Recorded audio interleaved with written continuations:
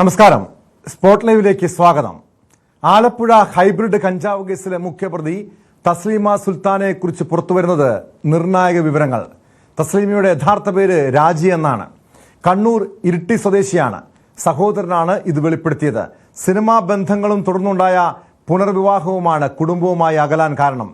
ലൈംഗിക പീഡന കേസിൽ പ്രതി ചേർക്കപ്പെട്ടപ്പോൾ സഹായിച്ചത് കേരളത്തിലെ ഒരു ഉന്നത പോലീസ് ഉദ്യോഗസ്ഥനാണ്. ഹൈബ്രിഡ് കഞ്ചാവ് കേസിൽ ഇവർ വെറും ക്യാരിയർ മാത്രമാണെന്നും കേസിലെ ഉന്നതരെ പുറത്തു കൊണ്ടുവരുന്നതിനായി വിശദമായ അന്വേഷണം വേണമെന്നും സഹോദരൻ ആവശ്യപ്പെടുന്നു. തസ്ലീമയുടെ പേര് രാജി എന്നാണോ?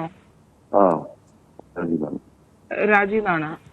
നിങ്ങൾ കണ്ണൂര് എവിടെയായിരുന്നു? കണ്ണൂർ ഇരട്ടിയാണല്ലേ? നിങ്ങളായിട്ട് ഒരു ബന്ധമില്ല അല്ലേ ഇപ്പോ? ശരിയാ? ഇല്ല. നിങ്ങളുടെ ഫാമിലിയായിട്ട് ഒരു ബന്ധമില്ല. അല്ല, ഞാൻ ചോദിക്കുന്ന പറഞ്ഞാൽ അവിടെ ഇപ്പം ജോലി ചെയ്തിരുന്ന ആളാണല്ലേ ഈ കർണാടകയിൽ? അവിടെ എന്ത് ജോലി ചെയ്തിരുന്ന? സ്കൂളിൽ പഠിപ്പിച്ചോണ്ടിരുന്ന. സ്കൂളിലോ? അത് ചെറിയ പിള്ളേരെ പഠിപ്പിക്കുന്നതാണെന്നേ. ജനിച്ചതിലേക്ക് പോയി കഴിഞ്ഞപ്പോ നമ്മളൊരു ബന്ധമില്ല. ബന്ധമില്ലെന്ന് വെച്ചാൽ നമുക്കത് പിന്നെ നമ്മളതിന്റെ അതിനോട് നമ്മൾ യോജിക്കാൻ ബുദ്ധിമുട്ടുണ്ടായിരുന്നുകൊണ്ട് നമ്മുടേതായ രീതിയിൽ പോയി, അവരവരുടേതായ രീതിയിൽ പോയി.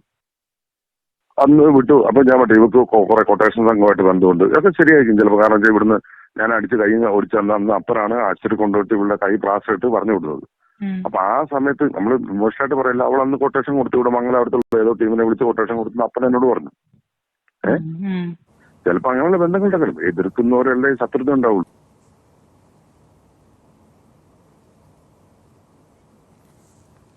എറണാകുളത്ത് ഇവർ നടത്തിയിരുന്ന ക്രിസ്റ്റീന റെസിഡൻസി കേന്ദ്രീകരിച്ചുള്ള പ്രവർത്തനങ്ങൾ സഹോദരനുമായുള്ള സംഘർഷത്തിൽ വരെ എത്തി.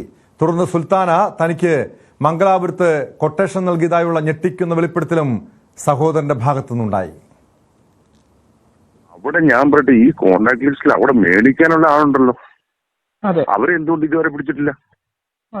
ഓട്ടെ, ഈ തന്നു വിട്ടവനെയൊക്കെ വിട്. ഇവര് കറക്റ്റ് ചാറ്റ് ചെയ്ത് ഇപ്പൊ അതിനകത്ത് പറയുന്നുണ്ട് ഇവര് വിരിച്ച വലയിൽ വന്ന് വീണതാ. അവിടെയുള്ളവരെ കൊഞ്ഞ് ഇപ്പൊ ഇങ്ങനെ ഒരു ഇൻഫർമേഷൻ കിട്ടി. അപ്പൊ അതിന് വല വിരിച്ചിട്ടാണ് എക്സൈസ് പിടിച്ചതും. അങ്ങനെ ഈ വല വിരിച്ചപ്പോ ഈ മേടിക്കാൻ നിന്നാണ് എന്നെ പിടിക്കാത്തത്. കറക്റ്റ് ഓഫീസർമാര് കറക്റ്റാണ് എല്ലാ കാര്യവും പുറത്തു വരും. അപ്പൊ അവര് ഇതൊക്കെ മറച്ച് കുറെ കാര്യം മറച്ച് കുറെ അങ്ങ് വിഴുങ്ങി, എന്നിട്ട് കുറച്ച് കാര്യം മാത്രം പുറത്തു വിട്ടു. അന്വേഷണ സംഘം ഇതിനകത്ത് കുറെ കാര്യങ്ങൾ മറയ്ക്കുന്നുണ്ട് എന്നുള്ളതാണല്ലേ? ഉറപ്പായിട്ടും അതിനകത്ത് സംശയം എന്താ?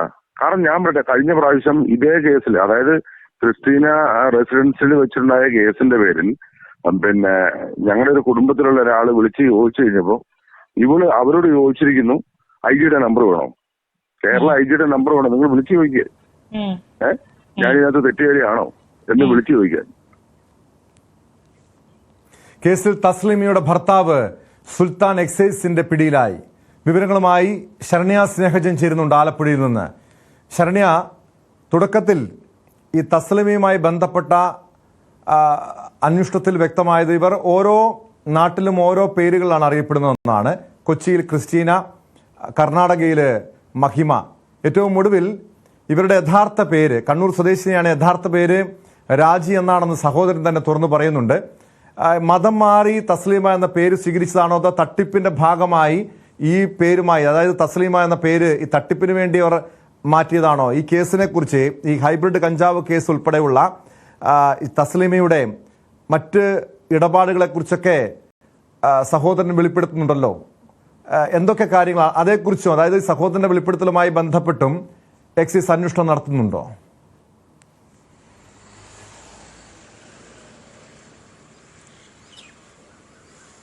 ടോം, ഈ തസ്ലീമയുമായി ബന്ധപ്പെട്ട് നമ്മൾ അന്വേഷിച്ചു തുടങ്ങുമ്പോൾ അതിന് കുറച്ചുകൂടി ആഴത്തിലുള്ള വിവരങ്ങളാണ് ഇപ്പോൾ ലഭ്യമായി തുടങ്ങിയിട്ടുള്ളത്. അതിൽ ഏറ്റവും പ്രധാനപ്പെട്ടത് ഇവരുടെ ഒരു യഥാർത്ഥ പിക്ചറിലേക്ക് നമുക്ക് എത്താൻ കഴിഞ്ഞു എന്നുള്ളതാണ്. ഈ തസ്ലീമ കണ്ണൂർ ഇരട്ടി സ്വദേശിയാണ്. ഇവരുടെ പേര് തസ്ലീമ എന്നല്ല, രാജി എന്നാണ്. അതായത് ഇവരുടെ സ്കൂൾ സർട്ടിഫിക്കറ്റുകളിലും ഒക്കെ ഇവരുടെ പേര്, ഔദ്യോഗികമായ പേര് രാജി എന്നുള്ളതാണ്. ഇവർ കണ്ണൂർ ഉള്ള ക്രിസ്ത്യൻ ഫാമിലിയാണ്. അതിനുശേഷം പിന്നീട് ഇവർ കണ്ണൂരിൽ നിന്നും ഉടുപ്പിയിലേക്ക് മൈഗ്രേറ്റ് എത്തിയപ്പെടുന്നു. ഉടുപ്പിയിലേക്ക് കുടിയേറി പാർക്കപ്പെടുന്നു. ഉടുപ്പിയിലെ ഒരു കാർഷിക കുടുംബമാണ്. ഉടുപ്പിയിൽ കൃഷി ചെയ്താണ് അവരുടെ അച്ഛൻ ഇവരുടെ കാര്യങ്ങളൊക്കെ നോക്കിയിരുന്നതും ഒക്കെ ചെയ്തത്. പിന്നീട് തസ്ലീമ കണ്ണൂരുള്ള ഒരു പാസ്റ്ററിനെ തസ്ലീമ വിവാഹം കഴിക്കുന്നു. അതിൽ 2 കുട്ടികൾ ഉണ്ടാവുകയും ചെയ്യുന്നു. ഇടക്കാലത്ത് ആ ബന്ധം വേർപെടുത്തിക്കൊണ്ട് ഈ 2 കുട്ടികളുമായി തസ്ലീമ വീണ്ടും ഉടുപ്പിയിലേക്ക് വരികയാണ്. അവിടെ വെച്ച് ആണ് ഈ വിവാഹബന്ധവുമായി ബന്ധപ്പെട്ട ചില തർക്കങ്ങൾ, കുടുംബവുമായി ചില അകൽച്ച ആദ്യഘട്ടത്തിൽ തന്നെ ഉണ്ടാകുന്നു. അവിടെ ഉടുപ്പിയിലെത്തിയ ശേഷം പിന്നീട് ഇവര് അവിടെ പ്രീ പ്രൈമറി ടീച്ചറായി വർക്ക് ചെയ്യുന്നു. അതായത് ഇവരുടെ സഹോദരങ്ങളെല്ലാം തന്നെ അവിടുത്തെ സ്കൂൾ കോളേജ് അഡ്മിഷനുമായി ഒക്കെ ബന്ധപ്പെട്ട്, നഴ്സിംഗ് അഡ്മിഷനും ഒക്കെ ആയിട്ട് ബന്ധപ്പെട്ട് ഇടനിലക്കാരായി പ്രവർത്തിച്ചു വരുന്ന ആളുകളായിരുന്നു. ആ ഒരു സമയത്താണ് തസ്ലീമ അവിടെ എത്തുന്നത്. അവിടെ അവരുമായി ബന്ധപ്പെട്ട ചില ആളുകളുമായി ബന്ധപ്പെട്ട് തന്നെ സ്വകാര്യ സ്കൂളിൽ പ്രീ പ്രൈമറി ടീച്ചറായി ജോലി ചെയ്യുകയും ചെയ്യുന്നു. ആ ജോലി ചെയ്യുന്ന ഘട്ടത്തിലാണ് സുൽത്താനുമായി അടുപ്പത്തിലാവുകയും സിനിമയുടെ സ്ക്രിപ്റ്റ് റീറൈറ്റ് ചെയ്യുക, അതായത് ട്രാൻസ്ലേറ്റ് ചെയ്യുന്ന സ്ക്രിപ്റ്റുകൾ ട്രാൻസ്ലേറ്റ് ചെയ്യുന്നു. കാരണം ഇവർക്ക് 5 ഭാഷ, സൗത്ത് ഇന്ത്യയിലെ 5 ഭാഷ ഇവർക്ക് വളരെ നന്നായി അറിയാമെന്നുള്ളത്. ഇംഗ്ലീഷ് സൗത്ത് ഇന്ത്യൻ ഭാഷകളും ഇംഗ്ലീഷും ഉൾപ്പെടെ അവർക്ക് നല്ല ഫ്ലുവൻ്റ് ആണ്. ലാംഗ്വേജിൽ നല്ല സ്കില്ലുണ്ട്. ആരോടും നന്നായി സംസാരിക്കും. ഇപ്പോൾ ഒരു മാർക്കറ്റിംഗ് ഫീൽഡിലേക്കൊക്കെ ഇറങ്ങിക്കഴിഞ്ഞാൽ വളരെ നന്നായി സക്സസ്ഫുള്ളായി ജോലി ചെയ്യാൻ കഴിയുന്ന സാഹചര്യം ഉണ്ടായിരുന്നു തൻ്റെ സഹോദരിക്ക് എന്നുള്ളതാണ് ഈ സഹോദരൻ പറയുന്നത്. അതായത് അത്തരത്തിൽ പ്രവർത്തിക്കാൻ കഴിയുമായിരുന്നു. അങ്ങനെ പ്രവർത്തിക്കാം എന്നൊക്കെ വിചാരിച്ചിരിക്കുന്ന ഘട്ടത്തിലാണ് ഇവർ ഈ സിനിമാ മേഖലയിലേക്ക് എത്തിപ്പെടുന്നത്. സിനിമാ മേഖലയിലേക്ക് എത്തിപ്പെട്ടതിന് ശേഷം പിന്നീട് ഇവരുടെ ജീവിതത്തിൽ വലിയ മാറ്റങ്ങൾ സംഭവിക്കുന്നു. അതായത് അനാവശ്യ ബന്ധങ്ങൾ ഉണ്ടാകുന്നു, ലഹരി ഉപയോഗത്തിന്റെ കൂട്ടുകെട്ടുകൾ ഉണ്ടാകുന്നു. പിന്നീട് ആ സുൽത്താൻ ഇവരിലേക്ക് വരികയും സുൽത്താനുമായുള്ള വിവാഹബന്ധത്തിന്റെ കടക്കുന്ന ഘട്ടത്തിൽ ഈ സഹോദരന് യാതൊരു താല്പര്യവും ആ വിവാഹത്തിൽ ആദ്യഘട്ടത്തിൽ ഉണ്ടായിരുന്നില്ല. വലിയ വിയോജിപ്പുണ്ടാകുന്നു. അവിടെ വെച്ച് പലപ്പോഴും തർക്കങ്ങൾ ഉണ്ടാവുകയും ഇവരുടെ പിന്നീട് കർണാടകയിൽ നിന്ന് എണ്ണൂരിലേക്ക് പോവുകയും ചെയ്യുന്നു. അതായത് ഈ സുൽത്താന്റെ സ്ഥലമാണ് എണ്ണൂരാണ് പിന്നീട് ഇവര് എത്തി തസ്ലീമയായി വിവാഹം കഴിച്ച് തസ്ലീമ സുൽത്താന എന്ന പേര് അവരെ സ്വീകരിക്കുകയും ചെയ്യുന്നു എന്നുള്ളതാണ്. അങ്ങനെ തസ്ലീമ സുൽത്താനായി അവിടെ നിൽക്കുന്ന ഘട്ടത്തിലും ഇവർ ഈ ലഹരി മാഫിയയുമായി ബന്ധപ്പെട്ട് നിന്നിരുന്നു എന്നുള്ളതാണ്. അങ്ങനെ കുറേ നാൾ കുടുംബവുമായി ബന്ധമില്ലാതെ നിന്നു. അതിനുശേഷം പിന്നീട് ഇവര് മകന്റെ അഡ്മിഷനുമായി ബന്ധപ്പെട്ട് മംഗലാപുരത്തേക്ക് തിരിച്ചെത്തുന്നു. ഈ മംഗലാപുരത്ത് എത്തുന്ന ഘട്ടത്തിലാണ് സഹോദരനും അച്ഛനുമൊക്കെയായി വീണ്ടും കാണുന്നത് വർഷങ്ങൾക്ക് ശേഷം. അവിടെ വെച്ച് അന്ന് ഈ ക്രിസ്റ്റീന റെസിഡൻസി, അതായത് കാക്കനാടത്തെ ക്രിസ്റ്റീന റെസിഡൻസി സ്ഥാപിച്ചതുമായി ബന്ധപ്പെട്ട് ആ സമയത്തൊക്കെ ഇവിടെ സിനിമാ മേഖലയുമൊക്കെയായി ബന്ധപ്പെട്ട് ഇവിടുത്തെ ഒരു വേര് ഇവിടെ ഉറപ്പിച്ചിട്ടുണ്ടായിരുന്നു. മട്ടാഞ്ചേരി കേന്ദ്രീകരിച്ചുള്ള സംഘങ്ങളുമായി ഇവർക്ക് ബന്ധമുണ്ടെന്നുള്ളത് ഈ സഹോദരനും സ്ഥിരീകരിക്കുകയും ചെയ്യുന്നുണ്ട്. അങ്ങനെ ക്രിസ്റ്റീന റെസിഡൻസി ഇവിടെ ഉപയോഗിച്ചു. അതിന്റെ പ്രവർത്തനം മോശമാണ് എന്ന് മനസ്സിലാക്കിയ സഹോദരനുമായി ഇവർ വാക്കേറ്റത്തിൽ ഏർപ്പെടുകയും നേരത്തെ അദ്ദേഹം പറഞ്ഞതുപോലെ അവർ തമ്മിൽ സംഘർഷം ഉണ്ടാവുകയും കയ്യേറ്റത്തിലേക്ക് പോവുകയും ചെയ്തു. അന്ന് ആ കോളേജിന്റെ ആ ഭാഗത്ത് വെച്ചുണ്ടായ സംഘർഷത്തിൽ തിരിച്ച് ഇവരെ ആശുപത്രിയിൽ കൊണ്ടുപോകുന്ന വഴിക്ക് ഫോണിൽ ഇവര് മറ്റു മംഗലാപുരത്തുള്ള കൊട്ടേഷൻ ടീമിനെ വിളിച്ച് കൊട്ടേഷൻ നൽകിയെന്ന് അച്ഛൻ ഇവരോടൊപ്പം അന്ന് ഉണ്ടായിരുന്ന രാജി എന്ന് വിളിക്കുന്ന ഈ തസ്ലീമയുടെ അച്ഛൻ സഹോദരനോട് പറഞ്ഞു എന്നുള്ളതാണ് സഹോദരൻ നമ്മളോട് വ്യക്തമാക്കിയിട്ടുള്ളത്. അന്ന് മുതൽ തന്നെ ഇവർക്ക് ബന്ധമുണ്ട്. അന്ന് ഇവർക്ക് വാഹനം ഓടിക്കാൻ, ഈ സുൽത്താൻ വാഹനം ഓടിക്കാൻ അറിയില്ല. വാഹനം ഓടിക്കുന്നത് ഈ തസ്ലീമയാണ്. അപ്പോൾ ഇവർ കൈ ഒടിവ് പറ്റിയത് കൊണ്ട് വാഹനം ഓടിക്കാൻ കഴിയാതിരുന്നപ്പോൾ അപ്പോൾ തന്നെ വിളിച്ചു പറഞ്ഞപ്പോൾ മംഗലാപുരത്ത് നിന്ന് ആള് ഇവരുള്ള സ്ഥലത്ത് ഇവരെ ഉണ്ടായിരുന്ന ഉടുപ്പിയിൽ എത്തി അവിടെ നിന്നും വാഹനത്തിൽ കൊണ്ടുപോയി എന്നുള്ള അന്ന് തന്നെ ഇവരുടെ ബന്ധങ്ങൾ സംശയം തോന്നിയിരുന്നതായി ഈ സഹോദരൻ പറഞ്ഞിരുന്നു. കഴിഞ്ഞ 25-ന് ഇവര് ഉടുപ്പിയിൽ അച്ഛന്റെ മരണവുമായി ബന്ധപ്പെട്ട് ചെന്നിട്ടുണ്ട്. 25-ന് ചെന്ന അവർ അതായത് ഈ തസ്ലീമയുടെ ഭർത്താവ് സുൽത്താനും ഈ ലഹരിക്കടത്തിലടക്കം പങ്കുണ്ടെന്നല്ലേ പുറത്തു വരുന്ന വിവരങ്ങൾ. ഈ സുൽത്താന്റെ ചെന്നൈയിലുള്ള ഇലക്ട്രിക് ഷോപ്പ് കേന്ദ്രീകരിച്ചായിരുന്നു ഇത് ഈ ലഹരിക്കടത്തും കള്ളക്കടത്തും എന്നൊക്കെ എക്സൈസിന് മനസ്സിലാക്കാൻ കഴിഞ്ഞിട്ടുണ്ട്. പക്ഷേ ആദ്യ ദിവസം തസ്ലീമ പിടിയിലാകുന്ന സമയത്ത് ഇവരോടൊപ്പം ഭർത്താവും മക്കളും ഉണ്ടായിരുന്നു എന്നാണ് പുറത്തു വന്ന ശരണി തന്നെ അന്ന് റിപ്പോർട്ട് ചെയ്ത വിവരം. പക്ഷെ ഭർത്താവിന് ഇതേക്കുറിച്ച് യാതൊരു അറിവും ഉണ്ടായിരുന്നില്ല എന്ന് തുടക്കത്തിൽ പറയുന്നു. പിന്നീട് എങ്ങനെയാണ് ഇയാൾക്കും ഈ കേസിൽ, ഈ ലഹരിക്കടത്ത് കേസിൽ പങ്കുണ്ട് എന്ന് എക്സൈസിന് വ്യക്തമായത്?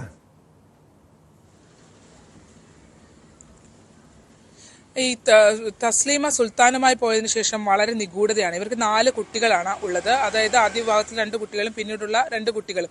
ഈ കുട്ടികൾ ഉൾപ്പെടെ അവിടെ ചെന്നൈയിലാണ് പഠിപ്പിക്കുന്നത്. വലിയ മുതിർന്ന കുട്ടികൾ ഉൾപ്പെടെയുണ്ട്. പക്ഷേ ഇവരുടെ ഒരു സാഹചര്യം ഇപ്പോഴും അതാണ് എല്ലാവർക്കും സംശയം ജനിപ്പിക്കുന്നത്. അതായത് ചെന്നൈയിലെ ഇവരുടെ സാമ്പത്തിക സാഹചര്യം വളരെ മോശമാണ് എന്നുള്ളതാണ്.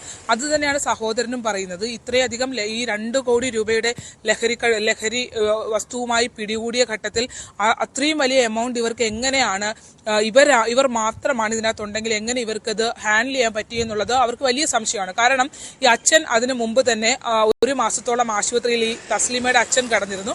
ആ കിടന്ന സമയത്ത് അച്ഛനുമായിട്ടൊക്കെ ഇവർക്ക് ബന്ധമുണ്ടായിരുന്നു. ആശുപത്രിയിലൊക്കെ വരുന്ന സമയത്തും ഇവർക്ക് ചികിത്സയുമായി ബന്ധപ്പെട്ട് ഒരുപാട് പൈസയായി ഈ സഹോദരന്. പക്ഷേ ഈ 1 രൂപ പോലും സഹായത്തിനായി കൊടുക്കാൻ കഴിയാത്തൊരു സാഹചര്യം ഇവർക്കുണ്ടായിരുന്നു എന്നുള്ളതാണ്. മാത്രമല്ല അന്ന് അവിടെ എത്തിയ അമ്മയുടെ കയ്യിൽ നിന്നും പോസ്റ്റ് ഓഫീസിൽ ഉണ്ടായിരുന്ന തുകയിൽ 9,000 രൂപ വാങ്ങി അത് വീതിച്ചുകൊണ്ട് അതിന്റെ ഒരു പങ്കും കൊണ്ടാണ് ഇവർ പോയതെന്ന് പറയുന്നുണ്ട്. അപ്പോൾ ഇവരുടെ കാഴ്ചപ്പാടിൽ, ഈ ബന്ധുക്കളുടെ കാഴ്ചപ്പാടിൽ ഇവർക്ക് യാതൊരുവിധ സ്വത്തുക്കളോ മറ്റു കാര്യങ്ങളോ ഒന്നുമില്ല. ഈ സുൽത്താന് ചെന്നൈയിൽ ഒരു ഇലക്ട്രോണിക് ഷോപ്പ് ഉണ്ട് എന്ന് മാത്രമാണ് ഇവർക്ക് മനസ്സിലാക്കാൻ കഴിയുന്നത്. പക്ഷേ ഇവർ പ്രത്യക്ഷത്തിലും ഇവർക്ക് തസ്ലീമയെ സംബന്ധിച്ച് അവർ പറയുന്നത് ഭയങ്കര ആഡംബരത്തോടെ നടക്കുന്ന ഒരാളാണ്. പക്ഷേ ഇവർ അവസാനം കാണുന്ന ഘട്ടത്തിലും ഇവരുടെ കയ്യിൽ അത്തരത്തിലുള്ള കാര്യങ്ങൾ ഒന്നുമില്ലായിരുന്നു എന്നുള്ളതാണ്. സുൽത്താനെ സംബന്ധിച്ചും മറ്റ് ഇവിടെ അത്തരത്തിൽ എക്സൈസ് സംഘം അവരെ കാണുമ്പോഴും അത്തരത്തിൽ സംശയങ്ങളൊന്നുമില്ലായിരുന്നു. പക്ഷേ പിന്നീട് ഇപ്പോൾ മനസ്സിലാക്കാൻ കഴിയുന്നത്, ഇപ്പോൾ എക്സൈസ് വീണ്ടും പിടികൂടിയിട്ടുണ്ട്. അപ്പോൾ മനസ്സിലാക്കാൻ കഴിയുന്നത് ഇയാൾക്ക് മലേഷ്യ കേന്ദ്രീകരിച്ച്, മലേഷ്യയിൽ നിന്നാണ് ഇവർ ഹൈബ്രിഡ് കഞ്ചാവ് ഇവിടെ ചെന്നൈ എയർപോർട്ട് വഴി എത്തിച്ചിട്ടുള്ളത്. ഒപ്പം അവിടെ നിന്നും ഈ മലേഷ്യയിൽ നിന്ന് എത്തിച്ച കഞ്ചാവ് ഇവിടെ എത്തിക്കുന്നതിൽ സുൽത്താന് പങ്കുണ്ടായിരുന്നു എന്നുള്ളതാണ്.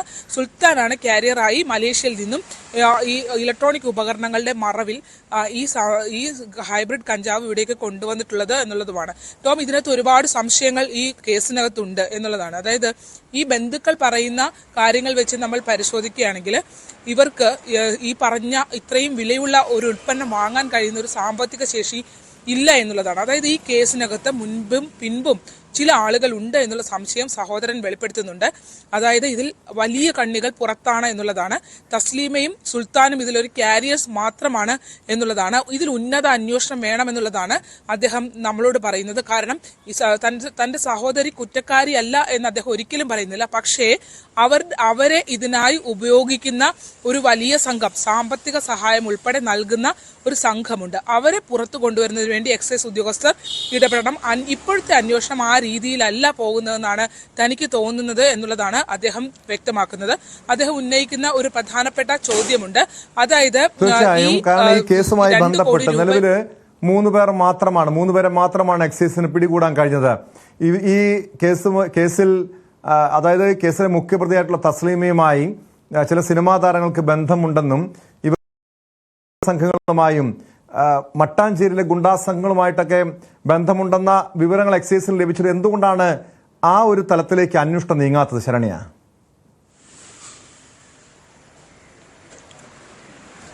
നിലവിൽ ഇതുവരെ എക്സൈസ് തസ്ലീമയെ കസ്റ്റഡിയിൽ എടുത്തിട്ടില്ല എന്നുള്ളതാണ്. മറ്റൊന്ന്, ഈ സിനിമാ താരങ്ങളുമായി ബന്ധപ്പെട്ട റിപ്പോർട്ട് ഇവരെ ചോദ്യം ചെയ്യലിന് ഹാജരാകുന്നതിന് വേണ്ടിയുള്ള റിപ്പോർട്ട് നൽകിയിട്ടില്ല എന്നുള്ള വിവരവും നമുക്ക് ലഭ്യമാകുന്നുണ്ട്. അത്തരത്തിൽ ഒരു ചോദ്യം ചെയ്യലിന് ഹാജരാകുന്നതിന് വേണ്ടിയുള്ള ഒരു റിപ്പോർട്ട് നൽകാനായി തസ്ലീമയ്ക്ക് ഈ ശ്രീനാഥ് ഫാസിക്കോ ഷൈൻഡോൺ ചാക്കോയ്ക്കോ നൽകാൻ കഴിഞ്ഞിട്ടില്ല. ഒപ്പം തന്നെ ഈ ശ്രീനാഥ് ഫാസി കഴിഞ്ഞ ദിവസം നമുക്കറിയാം ഇതിലൊരു ചോദ്യം ചെയ്യലിന് ഒരു ഹാജരാക്കുന്നതിന് വേണ്ടിയുള്ള റിപ്പോർട്ട് അല്ലെങ്കിൽ അങ്ങനെ ഒരു നോട്ടീസ് നൽകുന്നതിന് മുമ്പ് തന്നെ കോടതിയെ ജാമ്യാപേക്ഷയുമായി സമീപിച്ചിരുന്നു. പിന്നീട് പെട്ടെന്ന് തന്നെ ആ ജാമ്യാപേക്ഷ പിൻവലിക്കുകയും ചെയ്തു എന്നുള്ളതാണ്. അപ്പോൾ ഇതിനകത്തൊക്കെ ചില നിഗൂഢതകൾ ഉണ്ടോ എന്നുള്ള സംശയം അവരുടെ കുടുംബം പ്രകടിപ്പിക്കുന്നുണ്ട്. അതായത് ഈ ശ്രീനാഥ് ഫാസി ഉൾപ്പെടെ ആ സമയത്ത് അത്തരത്തിൽ ഇത് പിൻവലിക്കുന്നതിന് പിന്നിൽ, അതായത് മുൻകൂർ ജാമ്യാപേക്ഷ പിൻവലിക്കുന്നതിന് പിന്നിൽ എന്തെങ്കിലും മറ്റൊരു തരത്തിലുള്ള ഇടപെടൽ നടന്നിട്ടുണ്ടോ? അതായത് തന്റെ സഹോദരി മാത്രം ഇതിനകത്ത് പ്രതി ചേർക്കപ്പെട്ട് പോകുമോ എന്ന്, അതിൽ മാത്രമായി ഇത് ഒതുങ്ങുമോ എന്നുള്ള സംശയം കൂടി അവർ പങ്കുവെക്കുകയും ചെയ്യുന്നുണ്ട്. എന്തായാലും ഇതിൽ മറ്റൊരു പ്രധാനപ്പെട്ട കാര്യമുണ്ട്. അതായത് ഈ ക്രിസ്റ്റീന റെസിഡൻസിയുമായി ബന്ധപ്പെട്ടുള്ള ലൈംഗിക പീഡന കേസിൽ ഇവര് അതൊരു ചെറിയ കേസല്ലായിരുന്നു. ഒരു സിനിമാ മോഹവുമായി എത്തിയ ഒരു യുവതിയെ 3 ദിവസം കെട്ടിയിട്ട് ലൈംഗികമായി പീഡിപ്പിച്ച കേസിലെ മുഖ്യ സൂത്രധാര ഇവരായിരുന്നു. അപ്പോൾ ആ കേസിൽ ഇവരുമായി ബന്ധപ്പെട്ടുള്ള വിശദാംശങ്ങൾ ബന്ധുക്കൾ തേടിയപ്പോൾ ബന്ധുക്കളോട് അവർ പറഞ്ഞത് തനിക്ക് ഇതിനകത്ത് തന്റെ ഒരു IG, കേരളത്തിലെ ഒരു IG തന്നെ സഹായിക്കുന്നുണ്ട്, അദ്ദേഹത്തെ വേണമെങ്കിൽ നിങ്ങൾക്ക് വിളിച്ചു നോക്കാം, അദ്ദേഹത്തിന് നമ്പർ വേണമെങ്കിൽ തരാം, അദ്ദേഹത്തിന് അറിയാം താൻ ആരാണ് എന്നതിനെ സംബന്ധിച്ച് വ്യക്തമായി അദ്ദേഹത്തിന് അറിയാമെന്ന് ക്രിസ്റ്റീന പറയുകയും ചെയ്തിട്ടുള്ളൂ എന്നുള്ള ഗൗരവപരമായ ഒരു വെളിപ്പെടുത്തൽ കൂടി സഹോദരന്റെ ഭാഗത്തു നിന്ന് ഉണ്ടായിട്ടുണ്ട്. ടോം. വ്യക്തമാണ്. ആലപ്പുഴയിൽ നിന്ന് ശരണ്യ സ്നേഹജനാണ് വിവരങ്ങൾ നൽകിയത്. ആലപ്പുഴയിലെ ഹൈബ്രിഡ് കഞ്ചാവ് കേസിലാണ് നിർണായകമായിട്ടുള്ള വിവരങ്ങൾ പുറത്തു വന്നുകൊണ്ടിരിക്കുന്നത്. കോഴിക്കോട് വടകരയിലെ അധ്യാപകനെതിരായ പോക്സോ കേസിൽ 2 വർഷത്തിന് ശേഷം നിർണായക വഴിത്തിരിവ്. കോഴിക്കോട് പോലീസ് തള്ളിയ പോക്സോ കേസ് നിലനിൽക്കുമെന്ന് പോക്സോ കോടതി വ്യക്തമാക്കി. ആരോപണ വിധേയനായ അധ്യാപകനെ ഇതേ തുടർന്ന് സസ്പെൻഡും ചെയ്തു. കുട്ടികളുടെ സുരക്ഷ കണക്കിലെടുത്ത് അന്വേഷണ വിധേയമായി സസ്പെൻഡ് ചെയ്തതായി സ്കൂൾ മാനേജർ അറിയിച്ചു. പ്രധാന അധ്യാപികയെയും സസ്പെൻഡ് ചെയ്തിട്ടുണ്ട്. 2023 ഏപ്രിലായിരുന്നു വടകരയ്ക്കടുത്തുള്ള എയ്ഡഡ് സ്കൂളിൽ സംഭവം നടന്നത്. MS അനീഷ് കുമാർ ചേരുന്നുണ്ട് വിവരങ്ങളുമായി. അനീഷ്, ഈ പോക്സോ കേസ് നടന്ന് 2 വർഷത്തിന് ശേഷമാണ് കോടതിയുടെ ഇടപെടൽ ഉണ്ടാകുന്നത്. അതുവരെ ഈ കേസിൽ ഈ അധ്യാപകനെ സംരക്ഷിക്കാൻ പോലീസും സ്കൂൾ അധികൃതരും വഴിവിട്ട ഇടപെടലുകൾ നടത്തിയെന്നാണോ മനസ്സിലാക്കാൻ കഴിയുന്നത്? എങ്ങനെയാണ് ഈ ഒരു കേസിന്റെ പശ്ചാത്തലം എന്താണ് അനീഷ്?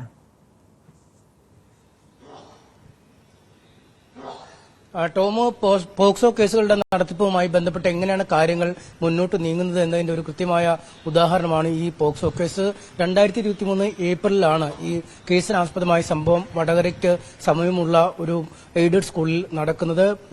ഈ സ്കൂളിലെ മാനേജർ ഈ സ്കൂളിലെ CCTV ദൃശ്യങ്ങൾ പരിശോധിച്ചപ്പോൾ, ഇടയ്ക്കിടയ്ക്ക് CCTV ദൃശ്യങ്ങൾ പരിശോധിക്കുന്ന ഒരു പതിവുണ്ട്. അങ്ങനെ ഈ മാനേജർ ഈ CCTV ദൃശ്യങ്ങൾ പരിശോധിച്ചപ്പോഴാണ് 4ാം ക്ലാസ്സിൽ പഠിക്കുന്ന ഒരു കുട്ടിയെ ഒരു അധ്യാപകൻ അടുത്തേക്ക് വിളിക്കുകയും അശ്ലീല ലക്ഷ്യത്തോടുകൂടി ആ കുട്ടിയെ സ്പർശിക്കുകയും ഒക്കെ ചെയ്യുന്ന ഈ CCTV ദൃശ്യങ്ങളിൽ ആ മാനേജർക്ക് കാണാൻ കഴിഞ്ഞു. ഇതേ തുടർന്ന് ഈ മാനേജർ ഇക്കാര്യം അധ്യാപകനോട് ചോദിക്കുകയും പിന്നീട് സ്കൂളിലെ ഹെഡ് മിസ്ട്രസിന് പരാതി നൽകുകയും ചെയ്തു. പിന്നീട് ആ പരാതി പോലീസിന് കൈമാറുന്ന ഒരു സാഹചര്യമുണ്ടായി. പക്ഷേ ഈ ഹെഡ് മിസ്ട്രസിന്റെ ഭാഗത്തുനിന്നുമൊക്കെ അധ്യാപകനെ പൂർണ്ണമായും വെള്ളപൂശുന്ന തരത്തിലുള്ള ഒരു നടപടിയാണ് ഉണ്ടായത്. പിന്നീട് പോലീസ് അന്വേഷണം ആരംഭിച്ചെങ്കിലും പോലീസ് അന്വേഷണത്തിലും ഈ അധ്യാപകന് അനുകൂലമായ ഒരു നിലപാട് തന്നെയാണ് സ്വീകരിച്ച് പിതൃസഹജമായ വാത്സല്യത്തോടു കൂടിയുള്ള ഒരു ഇടപെടൽ മാത്രമാണ് അധ്യാപകന്റെ ഭാഗത്തുനിന്നും ഉണ്ടായത് എന്ന ഒരു വിലയിരുത്തലും അങ്ങനെ ഒരു അന്വേഷണ റിപ്പോർട്ടുമാണ് ഈ പോലീസ് ഉദ്യോഗസ്ഥർ തയ്യാറാക്കിയത്.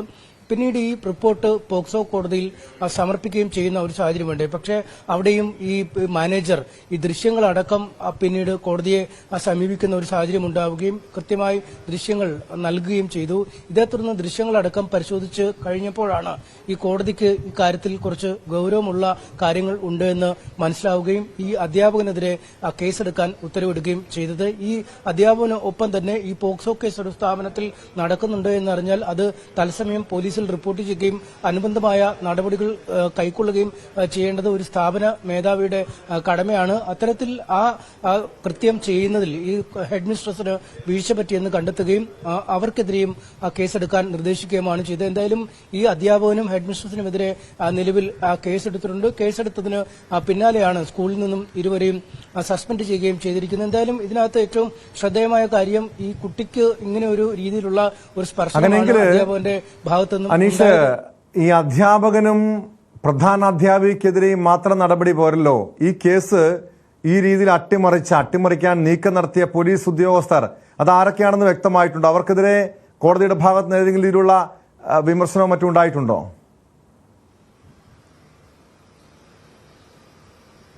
അത്തരം വിമർശനങ്ങളൊന്നും ഉണ്ടായിട്ടില്ല. ഈ പോക്സ് കേസ് ഈ പോലീസിന്റെ അന്വേഷണ റിപ്പോർട്ട് തള്ളിക്കൊണ്ടാണ് ഈ കേസിൽ അന്വേഷണം നടത്തണമെന്ന ഒരു നിർദ്ദേശം കോടതിയുടെ ഭാഗത്തു നിന്നും ഉണ്ടായിരിക്കുന്നത്.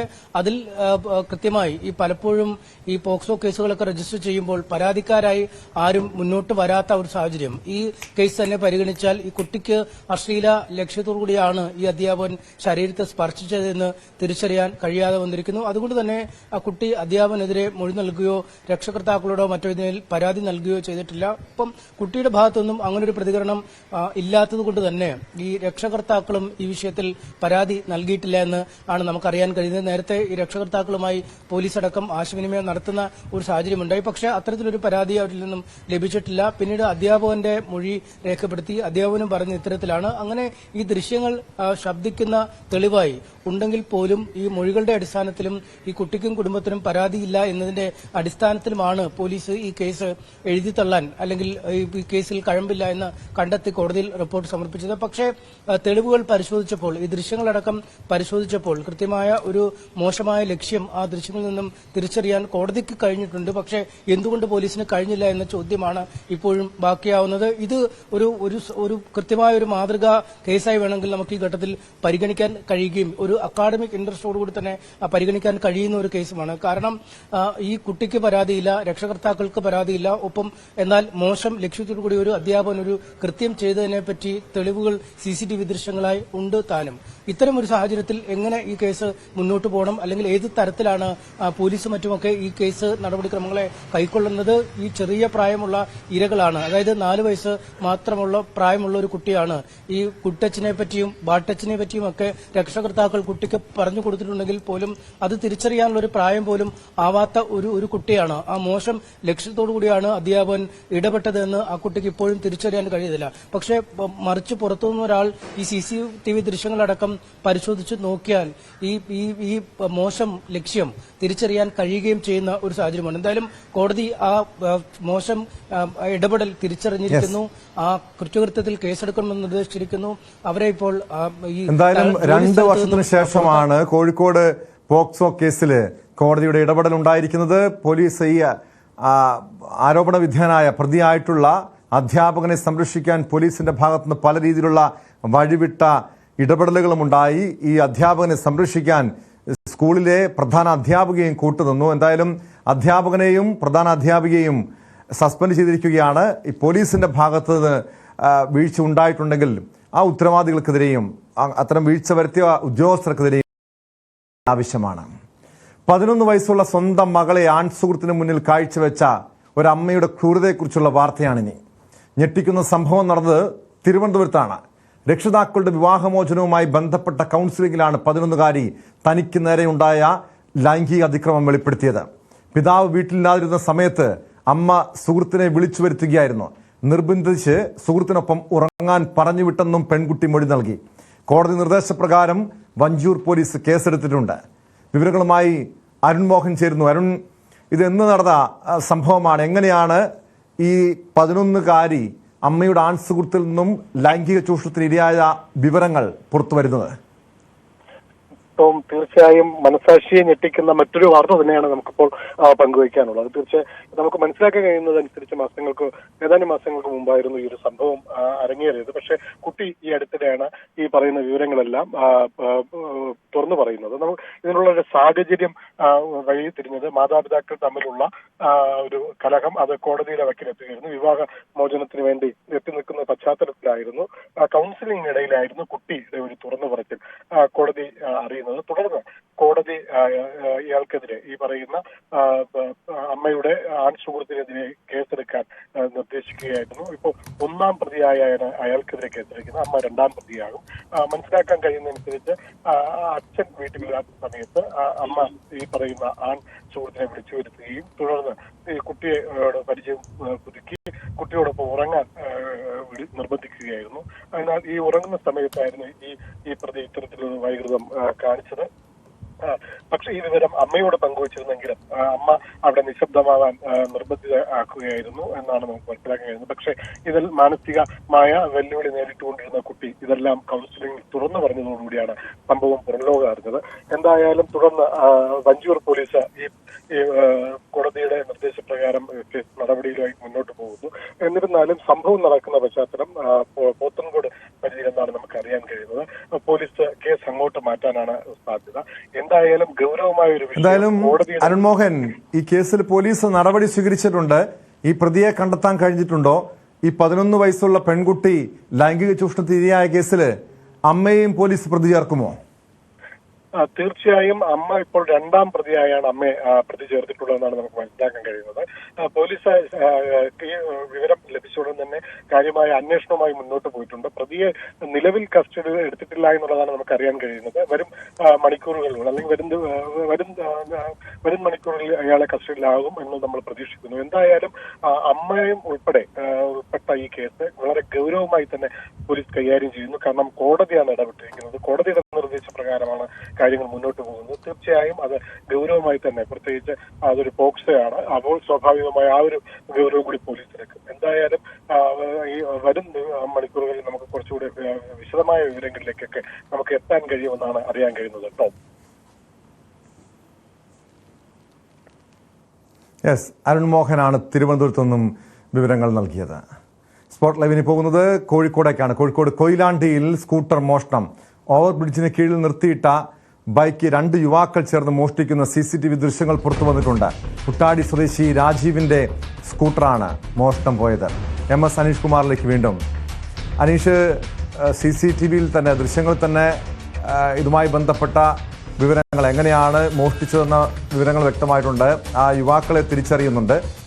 പ്രതികളെ കണ്ടെത്താൻ പോലീസിന് കഴിഞ്ഞിട്ടുണ്ടോ? എങ്ങനെയാണ് അന്വേഷണം പുരോഗമിക്കുന്നത്?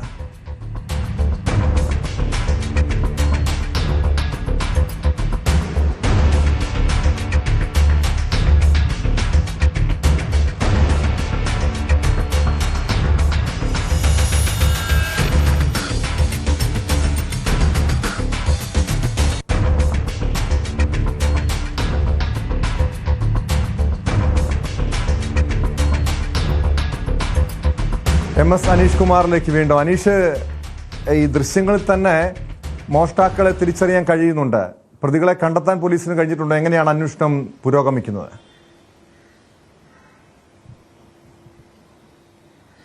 ടോം, എന്തായാലും വളരെ കൗതുകരമായ, ഒരുപക്ഷെ രസകരമെന്നൊക്കെ വേണമെങ്കിൽ പറയാവുന്ന തരത്തിലുള്ള ഒരു മോഷണമാണ് കോഴിക്കോട് കൊയിലാണ്ടിയിൽ നടന്നിരിക്കുന്നത്. കൊയിലാണ്ടി ഓവർ ബ്രിഡ്ജിന് താഴെ, അതായത് മേൽപ്പാലത്തിന് താഴെ നിർത്തിയിട്ടിരുന്ന ഒരു സ്കൂട്ടിയാണ് 2 യുവാക്കൾ ചേർന്ന് മോഷ്ടിക്കുന്നത്. ഏതാണ്ട് സ്വന്തം വാഹനം ഒരിടത്ത് വെച്ചിട്ട് പോയി അത് തിരിച്ചെടുത്തുകൊണ്ട് പോകുന്ന രീതിയിൽ അത്ര ലാഘവത്തോടു കൂടിയാണ് ഈ യുവാക്കൾ ഈ മോഷണം നടത്തുന്നത്. മൂടാടി സ്വദേശി രാജീവന്റെ ഉടമസ്ഥയിലുള്ള സ്കൂട്ടിയാണ് മോഷണം പോയിരിക്കുന്നത്. കോഴിക്കോടാണ് ഈ രാജീവൻ ജോലി ചെയ്യുന്നത്. ജോലി ആവശ്യത്തിനായി കോഴിക്കോട്ടേക്ക് പോകുമ്പോൾ കൊയിലാണ്ടിയിലെ ഈ മേൽപ്പാലത്തിന് അടിയിൽ വാഹനം നിർത്തിയിട്ട് പോകുന്നതാണ് സാധാരണ പതിവ്. അങ്ങനെ രാവിലെ 7:00 കഴിഞ്ഞ ദിവസം ഈ വാഹനം നിർത്തിയിട്ടിട്ട് വേഗത്തിൽ ഈ ജോലിക്ക് പോകുന്ന തിരക്കിൽ താക്കോൽ എടുക്കാൻ ഈ രാജീവൻ മറന്നു. സ്കൂട്ടിയിൽ തന്നെ താക്കോൽ വെച്ചിട്ടാണ് പോയത്. പക്ഷേ പിന്നീട് ഈ കോഴിക്കോട് ജോലി സ്ഥലത്ത് എത്തിയപ്പോഴാണ് രാജീവൻ ഓർത്തത് ഈ താക്കോല് കൈവശമില്ലല്ലോ. അതുകൊണ്ട് ഈ വാഹനം വെച്ച ഇടത്തിന് സമീപത്തുള്ള ഒരു വീട്ടുകാരുടെ നമ്പർ തരപ്പെടുത്തുകയും അവരോട്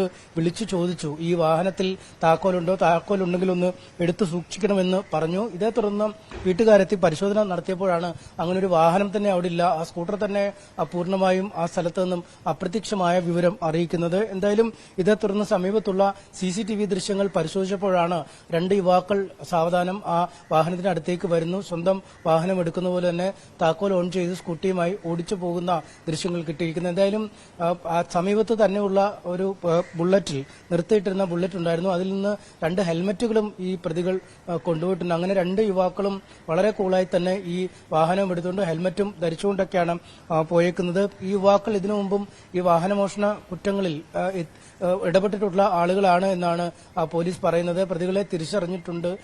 പ്രതികൾക്ക് വേണ്ടിയുള്ള തെരച്ചിൽ ഊർജിതമാക്കിയിട്ടുണ്ട്. ഈ കൊയിലാണ്ടി ഭാഗത്ത് അടുത്തിടെയായി ഇതിനു മുമ്പും ഇത്തരത്തിൽ ഇരുചക്ര വാഹനങ്ങൾ, അതായത് ഇതിനു മുൻപും സമാനമായ രീതിയിൽ വാഹന മോഷണ കേസിലെ പ്രതികളാണ് പോലീസ്, ഈ പ്രതികൾ ഇവരെന്ന്, ഈ യുവാക്കളെന്ന് പോലീസ് പറയുന്നുണ്ടല്ലോ അനീഷ്.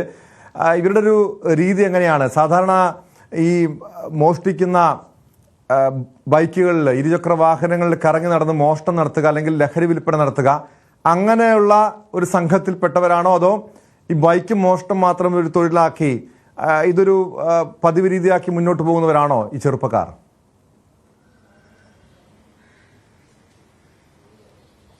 ടോം, അക്കാര്യം ഈ പലതരത്തിലുള്ള സംഘങ്ങൾ ഈ അടുത്ത കാലത്തായി തന്നെ ഈ കോഴിക്കോട് നിന്നും മോഷ്ടിച്ചുകൊണ്ട് പോയ ബൈക്ക് ലഹരി കടത്തുന്നതിനിടയിൽ പിടിയിലായിരുന്നു. ഒപ്പം ഈ എറണാകുളത്ത് നിന്നും മോഷ്ടിച്ച ബൈക്ക് പാലക്കാട്ടേക്ക് എത്തിച്ച് അവിടെ നിന്നും പെട്രോൾ പമ്പിൽ കവർച്ച നടത്തി മടങ്ങി വരുന്ന വഴിക്ക് കോഴിക്കോട് വെച്ച് പോലീസ് പിടിക്കുന്നു. അവരെ ചോദ്യം ചെയ്തപ്പോൾ കോഴിക്കോട്ടെ കവർച്ചയെക്കുറിച്ചും പാലക്കാട്ടെ കവർച്ചയെക്കുറിച്ചും വിവരങ്ങൾ ലഭിക്കുന്നു. അങ്ങനെ നിരവധി സംഭവങ്ങളാണ് അടുത്ത കാലത്തായി ഉണ്ടായിക്കൊണ്ടിരിക്കുന്നത്. ഒരുപക്ഷെ ഈ മയക്കുമരുന്ന് പോലുള്ള കടത്തലുകൾക്കായി, ലഹരി വസ്തുക്കൾ കടത്തുന്നതിനായി ഉപയോഗിക്കാം, മറ്റ് കവർച്ച പോലുള്ള ശ്രമങ്ങൾക്കായി ഉപയോഗിക്കാം. ഒപ്പം ഈ മലപ്പുറത്തിന്റെ അതിർത്തി മേഖലകളിൽ, പ്രത്യേകിച്ചും പരപ്പനങ്ങാടി പോലുള്ള സ്ഥലങ്ങളിൽ ഈ സ്കൂട്ടറുകളും മറ്റുമൊക്കെ പൊളിച്ചു വിൽക്കുന്ന ഇടങ്ങളുണ്ട്. അവിടെ ചെന്നു കഴിഞ്ഞാൽ പരിമിതമായ തുകയ്ക്ക് ഈ സ്കൂട്ടർ വിൽക്കുകയും അവർ മിനിറ്റുകൾക്കുള്ളിൽ തന്നെ ഇത് ഓരോരോ ഭാഗങ്ങളായി മാറ്റി ഒരാൾക്ക് പോലും തിരിച്ചറിയാനാവാത്ത വിധം ഈ വാഹനങ്ങൾ ഒറ്റ നിമിഷത്തിൽ അപ്രത്യക്ഷമാവുന്ന ഇടങ്ങളുമുണ്ട്. അങ്ങനെ പലതരം സാധ്യതകളാണുള്ളത്. ഈ സാധ്യതകളെക്കുറിച്ചൊക്കെ പോലീസ് പരിശോധിച്ചു വരികയാണ്.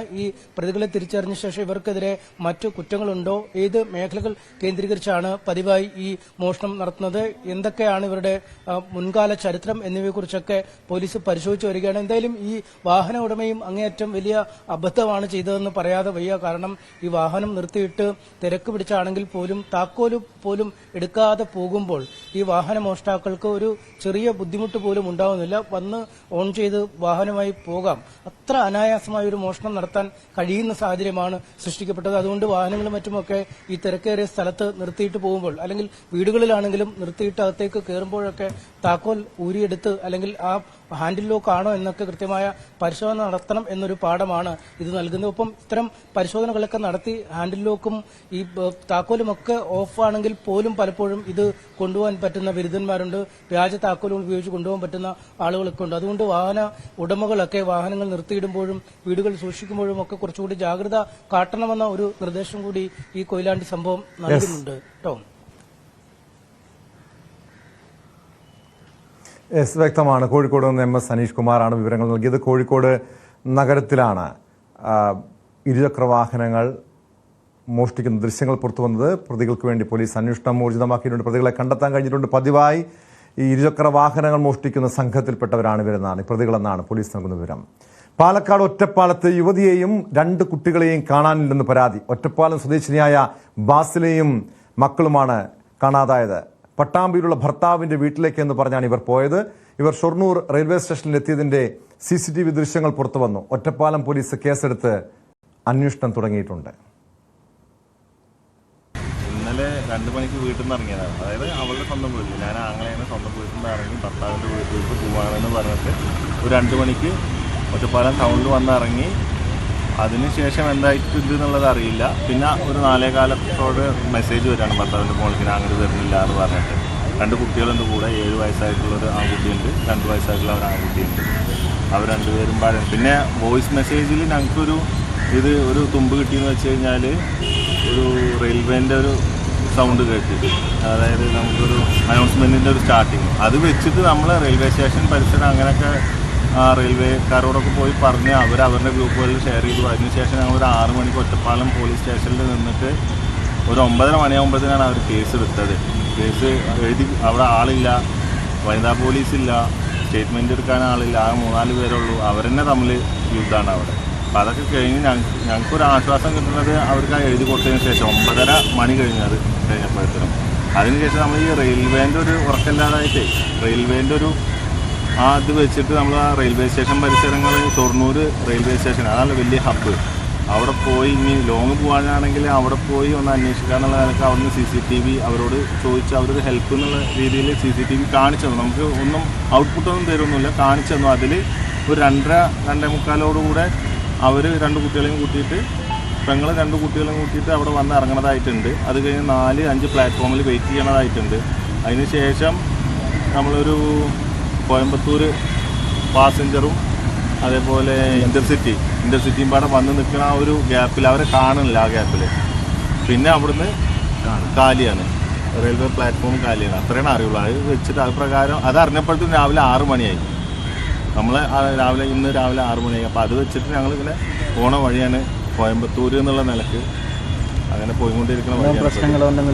പ്രശ്നങ്ങൾ നിലവിലൊന്നും കാര്യമായിട്ടൊന്നും അറിഞ്ഞിട്ടില്ല, ഒന്നും ഇല്ല എന്നുള്ളതാണ്. കാരണം നമ്മുടെ ഇടപെടേണ്ട പ്രശ്നങ്ങളൊന്നും ഇതുവരെ ഉണ്ടായിട്ടില്ല.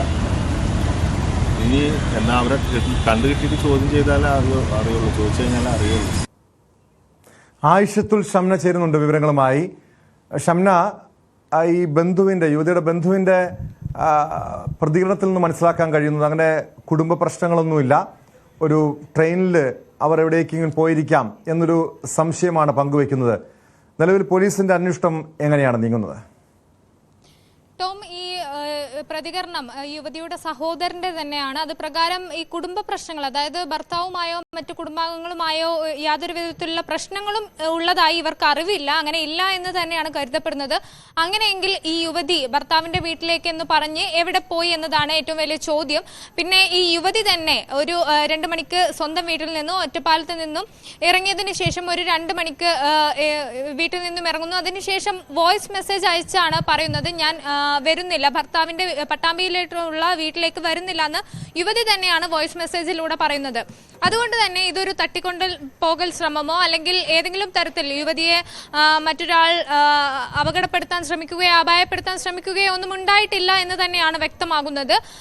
ഈ യുവതി ട്രെയിൻ കയറി മറ്റേതെങ്കിലും സ്ഥലത്തോട്ട് പോയിരിക്കാം എന്നതാണ് ഇപ്പോൾ ഉള്ള പ്രാഥമിക നിഗമനം. ഇതിൽ കുടുംബം പോലീസിനെതിരെ ഒരു ആരോപണം കൂടി ഉന്നയിക്കുന്നുണ്ട്. അതായത് ഇന്നലെ ഉച്ചയോടുകൂടിയാണ് യുവതിയെ കാണാതാവുന്നത്. അതിനുശേഷം വൈകിട്ടോടുകൂടി തന്നെ പരാതി നൽകിയെങ്കിലും പോലീസ് മനഃപൂർവ്വം കേസ് രജിസ്റ്റർ ചെയ്യുന്നത് വൈകിപ്പിച്ചു. രാത്രിയോടുകൂടിയാണ് കേസ് രജിസ്റ്റർ ചെയ്തതും അന്വേഷണം തുടങ്ങിയതും എന്നുമാണ് വ്യക്തമാക്കുന്നത്. എന്തായാലും യുവതിയുടെ ആ വോയിസ് ക്ലിപ്പ് തന്നെയാണ് ഇപ്പോൾ റെയിൽവേ സ്റ്റേഷൻ വരെയുള്ള അന്വേഷണത്തിലേക്ക് നിർണായകമായത്. വോയിസ് ക്ലിപ്പിൽ റെയിൽവേ സ്റ്റേഷനിൽ നിന്നുള്ള ശബ്ദം കേൾക്കുകയും അതിനെ തുടർന്ന് നടത്തിയ അന്വേഷണത്തിലാണ് ഷൊർണൂർ റെയിൽവേ സ്റ്റേഷനിൽ യുവതി ഉണ്ടെന്ന് കണ്ടെത്തിയത്. ഇതിൽ യുവതി 4ാമത്തെ പ്ലാറ്റ്ഫോമിൽ നിൽക്കുന്നതും കൃത്യമായി CCTV ദൃശ്യങ്ങളിൽ പുറത്തു വന്നിട്ടുണ്ടായിരുന്നു.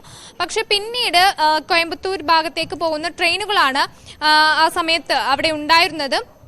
അതിനുശേഷമാണ് യുവതിയെ കാണാതാവുന്നത്. അതിനുശേഷം മറ്റ് CCTV ദൃശ്യങ്ങളിലൊന്നും യുവതിയില്ല. അങ്ങനെയെങ്കിൽ കോയമ്പത്തൂർ ഭാഗത്തേക്കുള്ള ഏതെങ്കിലും ഒരു ട്രെയിനിൽ യുവതി കയറി പോയിട്ടുണ്ടാകാമെന്നാണ് നിഗമനം. എന്തായാലും അന്വേഷണം ഇപ്പോൾ പുരോഗമിക്കുകയാണ്. പ്രത്യേകിച്ച് ഈ പാലക്കാട് എന്ന് പറയുന്നത് തമിഴ്നാടിനോട് ചേർന്ന് നടക്കുന്ന ഒരു ജില്ല ആയതോടുകൂടി തന്നെ ഇനി തമിഴ്നാട്ടേക്ക് കൂടി അന്വേഷണം വ്യാപിപ്പിക്കാനും സാധ്യതയുണ്ട്. എന്തായാലും പ്രാഥമിക ഘട്ടത്തിൽ യുവതി സ്വയിഷ്ടപ്രകാരം പോയതാകാം എന്നൊരു നിഗമനത്തിൽ തന്നെയാണ് ഇപ്പോൾ പോലീസ് ഉള്ളത്. അന്വേഷണം ഊർജിതമാക്കിയിട്ടുണ്ട്. മറ്റൊരു പ്രധാന കാര്യമുള്ളത്, ഈ യുവതിയുടെ കൂടെ 2 കുട്ടികളുണ്ട്. അതിൽ തന്നെ 2 വയസ്സായ ഇളയ കുട്ടിയും 7 വയസ്സായ മൂത്ത മകനുമാണ് ഒപ്പമുള്ളത്. ഇനി യുവതിക്ക് ഏതെങ്കിലും തരത്തിൽ മറ്റു ബന്ധമുണ്ടോ എന്നതടക്കമുള്ള കാര്യങ്ങളിലാണ് വ്യക്തത വരേണ്ടത്. യുവതി അങ്ങനെ പോയതാണോ, ഇത്തരത്തിലുള്ള ഏതെങ്കിലും ബന്ധമോ അത്രയൊരു സംശയമുണ്ടോ ഷംന? കാരണം അങ്ങനെയെങ്കിൽ ഈ 2 കുട്ടികളെയുമായി ഈ യുവതി നാട് വിടാനുള്ള സാധ്യതയുണ്ടോ? മറ്റേ ഈ കുടുംബത്തിന്റെ സംശയം എന്താണ്? ഭർത്താവുമായി അല്ലെങ്കിൽ ഭർത്തൃ വീട്ടുകാരുമായി ഏതെങ്കിലും ഇതിലുള്ള പ്രശ്നങ്ങൾ നിലനിന്നിരുന്നോ? അത്രയും എന്തെങ്കിലും പരാതി അവർ ഉന്നയിക്കുന്നുണ്ടോ? ടോം, ഇതിൽ ഈ ഭർത്താവുമായോ മറ്റു കുടുംബാംഗങ്ങളുമായോ യാതൊരു വിധത്തിലുള്ള പ്രശ്നങ്ങളും ഇല്ല എന്ന് തന്നെയാണ് ഇപ്പോൾ സഹോദരന്റെ പ്രതികരണത്തിലടക്കം വ്യക്തമാകുന്നത്. ഇനി അങ്ങനെ ഉണ്ടായിരുന്നെങ്കിൽ തന്നെ അത് യുവതി പറഞ്ഞിട്ടില്ല, അത് ഇവർക്ക് അറിയുകയുമില്ല. പക്ഷേ യുവതിയുടെ സ്വയം ഇഷ്ടപ്രകാരമാണ് പോയത് എന്ന തരത്തിലേക്ക് ആ ഒരു സ്ഥിരീകരണത്തിലേക്ക് എത്താൻ സഹായിക്കുന്നത് യുവതിയുടെ വെളിപ്പെടുത്തൽ തന്നെയാണ്. ഞാൻ വീട്ടിലേക്ക് വരുന്നില്ല എന്നുള്ള വെളിപ്പെടുത്തൽ. ഒപ്പം തന്നെ യുവതി ഒറ്റയ്ക്ക് റെയിൽവേ സ്റ്റേഷനിൽ പോകുന്നതായിട്ടുള്ള ദൃശ്യങ്ങൾ, അവിടെ പ്ലാറ്റ്ഫോമിൽ കാത്തു നിൽക്കുന്ന ദൃശ്യങ്ങൾ, ഇതാണ് കിട്ടിയിട്ടുള്ളത്. അല്ലാതെ ഈ യുവതിയെ പെട്ടെന്നൊരിക്കൽ കാണാതാവുകയോ അല്ല. യുവതി വോയിസ് മെസ്സേജ് അയച്ചതിന് ശേഷമാണ് കാണാതാവുന്നത്. അതുകൊണ്ട് തന്നെ യുവതിയുടെ സ്വയിഷ്ടപ്രകാരം പോയതെന്ന നിഗമനത്തിലാണുള്ളത്. ഒപ്പം തന്നെ ഈ ഭർത്താവുമായി മറ്റ് പ്രശ്നങ്ങളൊന്നും ഉള്ളതായി കുടുംബത്തിന് അറിയാത്ത ഒരു സാഹചര്യത്തിലാണ് യുവതിക്ക് ഇനി മറ്റേതെങ്കിലും തരത്തിലുള്ള ഒരു ബന്ധമുണ്ട്, അങ്ങനെയുള്ള ഒരു സ്ഥിരീകരണങ്ങളും വന്നിട്ടില്ല. പക്ഷെ അങ്ങനെ ഒരു സംശയം നിലനിൽക്കുന്നുണ്ട്, അത് തള്ളിക്കളയാനുമാവില്ല. എന്തായാലും ആ ഒരു നിലയ്ക്ക് കൂടി അന്വേഷണം പുരോഗമിക്കുമെന്നാണ് മനസ്സിലാക്കുന്നത്. ടോം,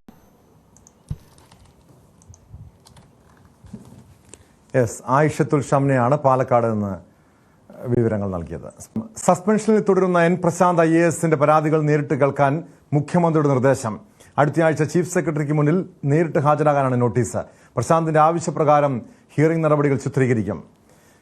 മുതിർന്ന IAS ഉദ്യോഗസ്ഥരായ A. Jayathilak, B. Gopalakrishnan എന്നിവർക്കെതിരെ സമൂഹ മാധ്യമങ്ങളിൽ അധിക്ഷേപം നടത്തിയെന്ന കാരണം ചൂണ്ടിക്കാട്ടിയാണ് എൻ പ്രശാന്ത് IASനെ നേരത്തെ സസ്പെൻഡ് ചെയ്തത്. BV വിനോദ് ചേരുന്നുണ്ട് വിവരങ്ങളുമായി. വിനോദ്, നേരത്തെ ഈ കേസുമായി ഈ നടപടിയുടെ ഭാഗമായി എൻ പ്രശാന്ത് IASന് മെമ്മോ അയച്ചതാണ്. അതിന് മറുപടി നൽകിയിരുന്നില്ല. പിന്നീട് ഏത് സാഹചര്യത്തിലാണ് ഇപ്പോൾ മുഖ്യമന്ത്രി ഈ വിഷയത്തിൽ ഇടപെട്ടിരിക്കുന്നത്? ടോം, സർക്കാരിനെ സംബന്ധിച്ച് വലിയ ഒരു സാഹചര്യമാണ്. കാരണം IAS തലപ്പത്ത് വിഴുപ്പലക്കൽ അത് സർക്കാരിന്റെ ഭരണ സംവിധാനത്തിന് തന്നെ നാണക്കേടുണ്ടാകുന്ന തരത്തിലേക്ക് മാറുന്ന നിലയുണ്ട്. മാത്രമല്ല, ഇതിനൊരു അവസാനമില്ലാതെ ഈ പ്രശ്നം നീണ്ടുപോവുകയും ചെയ്യുന്നുണ്ട്. നവംബറിലാണ് പ്രശാന്തിനെ സസ്പെൻഡ് ചെയ്യുന്നത്. A. ജയതിലകനെതിരെയും K. ഗോപാലകൃഷ്ണനെതിരെയുമുള്ള ഫേസ്ബുക്ക് പോസ്റ്റുകളാണ് ഈ നടപടിക്ക് അടിസ്ഥാനമായത്. ഇവരെല്ലാം തന്നെ പട്ടികജാതി വകുപ്പിൽ ജോലി ചെയ്യുമ്പോൾ ഉണ്ടായിരുന്ന തർക്കം, ആ തർക്കമാണ് പിന്നീട് രൂക്ഷമായ പോരിലേക്ക് IAS ഉദ്യോഗസ്ഥർ തമ്മിലുള്ള ഒരു ഏറ്റുമുട്ടലിലേക്ക് കാര്യങ്ങളെ കൊണ്ടുചെന്ന് എത്തിച്ചത്. ഇതിൽ A. ജയതിലകും K. ഗോപാലകൃഷ്ണനും സർക്കാരിനെ സമീപിക്കുകയായിരുന്നു. പ്രശാന്തിന്റെ ഈ പോസ്റ്റുകൾ തങ്ങൾക്ക് അപകീർത്തി ഉണ്ടാക്കുന്നതാണെന്ന തരത്തിലുള്ള പരാതിയുമായി. ഇതിനിടയിൽ K. ഗോപാലകൃഷ്ണനാകട്ടെ മറ്റൊരു വിവാദത്തിൽ ചെന്ന് വീഴുകയും ചെയ്തു. അത് വാട്സപ്പ് ഗ്രൂപ്പ് നിർമ്മിച്ചതുമായി ബന്ധപ്പെട്ടാണ്. IAS ഉദ്യോഗസ്ഥരെ ഉൾപ്പെടുത്തിയുള്ള ഗ്രൂപ്പ് നിർമ്മിച്ചത്. അത് മുസ്ലിം ഉദ്യോഗസ്ഥരെയും ഹിന്ദു ഉദ്യോഗസ്ഥരെയും ഒക്കെ ഉൾപ്പെടുത്തിയുള്ള ഗ്രൂപ്പ് എന്ന തരത്തിൽ വലിയ വിവാദമാവുകയും K. ഗോപാലകൃഷ്ണനും സസ്പെൻഷനിലായി. പ്രശാന്ത് ആകട്ടെ ഈ രണ്ട് ഉദ്യോഗസ്ഥർക്കെതിരെയും മറ്റ് ആരോപണങ്ങൾ ഉന്നയിച്ചതിന്റെ പേരിൽ സസ്പെൻഷനിലാവുകയും ചെയ്തു. ഈ ഇരുവർക്കും പിന്നീട് ചാർജ് മെമ്മോ ചീഫ് സെക്രട്ടറി നൽകി. അതിൽ K. ഗോപാലകൃഷ്ണൻ പറഞ്ഞത് താൻ ഈ ഗ്രൂപ്പുകൾ ഉണ്ടാക്കിയിട്ടില്ല. അത് രണ്ട് വ്യത്യസ്തമായ വിഷയങ്ങളാണ്. K. ഗോപാലകൃഷ്ണൻ താൻ ചെന്ന് വീണ വിവാദത്തിൽ ചീഫ് സെക്രട്ടറിക്ക് മറുപടി നൽകി. ഇത്തരത്തിലുള്ള കാര്യങ്ങൾ താൻ ചെയ്തിട്ടില്ല, തന്റെ ഫോൺ ആരോ ഹാക്ക് ചെയ്തതാണെന്ന് പറയുന്നു.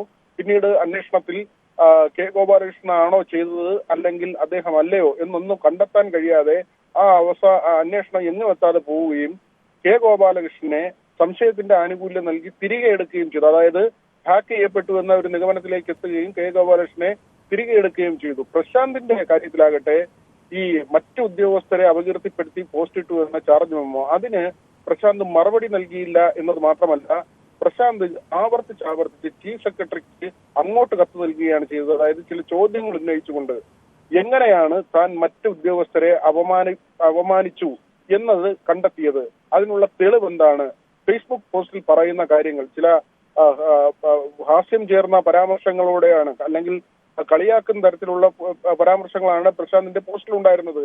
ഇതൊക്കെ തന്നെ എങ്ങനെയാണ് ജയതിലകിന്റെ പേരിലാവുന്നത് അല്ലെങ്കിൽ K. ഗോപാലകൃഷ്ണനെ അധിക്ഷേപിക്കുന്നു എന്ന് എങ്ങനെയാണ് സമർത്ഥിക്കുന്നത് എന്ന ചോദ്യം ഉന്നയിച്ചുകൊണ്ട് പ്രശാന്ത് തിരികെ ചില കത്തുകൾ കൊടുക്കുകയായിരുന്നു. ചീഫ് സെക്രട്ടറി ആദ്യം അത് അവഗണിച്ചു. പിന്നീട് ഈ അച്ചടക്ക സമിതിയുണ്ട്, അന്വേഷണ സമിതിയുണ്ട്. ഈ അന്വേഷണ സമിതിക്ക് മുമ്പിൽ എത്തി വിശദീകരണം നൽകാമെന്ന് പ്രശാന്തിനോട് പറയുകയായിരുന്നു. പക്ഷെ ഇതുവരെ ആ തരത്തിലൊരു നടപടിയിലേക്ക് കാര്യങ്ങൾ എത്തിയിട്ടില്ല. മാത്രമല്ല, കഴിഞ്ഞ ഈ ഏപ്രിൽ ഒന്നിന് പ്രശാന്ത് ഫേസ്ബുക്കിൽ മറ്റൊരു പോസ്റ്റ് കൂടി ഇട്ടു.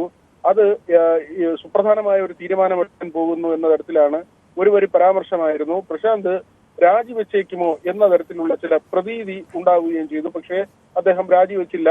ഈ പോസ്റ്റ് വന്നപ്പോൾ തന്നെ ഏപ്രിൽ 1 ആയതുകൊണ്ട്, ഏപ്രിൽ ഫൂൾ ആയതുകൊണ്ട് ആളുകളെ കബളിപ്പിക്കാൻ അദ്ദേഹം ചെയ്ത ഒരു കാര്യമാകും എന്നൊരു വിലയിരുത്തലുണ്ടായിരുന്നു. ഏതായിരുന്നാലും പ്രശാന്ത് രാജിവെക്കാനൊന്നും പോയില്ല. അദ്ദേഹം ഇപ്പോഴും ഈ സസ്പെൻഷനിൽ തുടരുകയാണ്. നവംബറിൽ സസ്പെൻഷനായ പ്രശാന്തിനെ വീണ്ടും ജനുവരിയിൽ സസ്പെൻഷൻ കാലാവധി ഒരിക്കൽ കൂടി വർദ്ധിപ്പിക്കുകയും ചെയ്തു. ഇനിയുള്ള ഈ അന്വേഷണ സമിതിക്ക് മുമ്പിൽ ഹാജരാകാത്ത സാഹചര്യമുണ്ട്. അവിടെയാണ് മുഖ്യമന്ത്രിയുടെ ഒരു നിർദ്ദേശം വരുന്നത്. പ്രശാന്തിനെ കേൾക്കുക. അത് ചീഫ് സെക്രട്ടറിക്കാണ് അത്തരത്തിൽ ഒരു നിർദ്ദേശം നൽകിയിട്ടുള്ളത്. ചീഫ് സെക്രട്ടറിയുടെ കാലാവധിയും ഔദ്യോഗിക കാലാവധി അവസാനിക്കാൻ പോവുകയാണ്.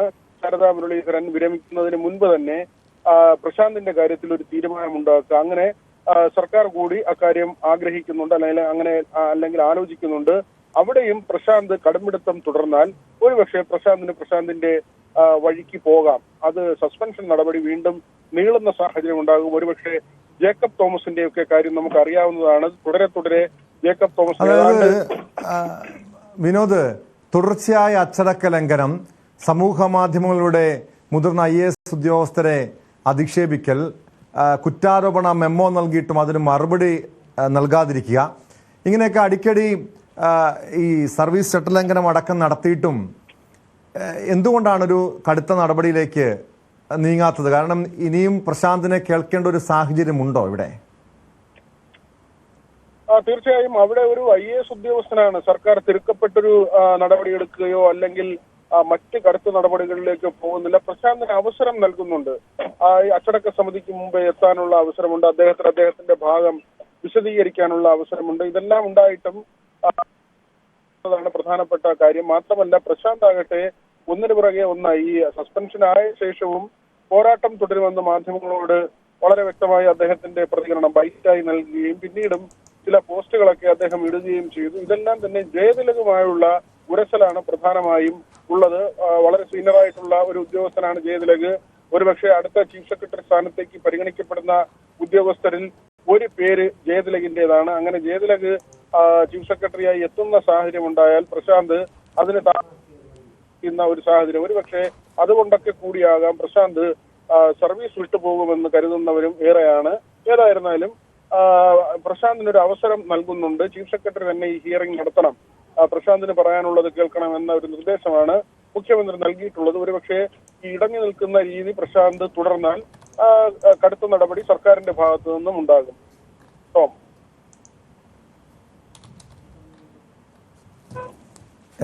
വി വിനോദാണ് തിരുവനന്തപുരത്ത് നിന്ന് വിവരങ്ങൾ നൽകിയത്. N പ്രശാന്തിനെ കേൾക്കാൻ മുഖ്യമന്ത്രിയാണ് ചീഫ് സെക്രട്ടറിക്ക് നിർദ്ദേശം നൽകിയത്.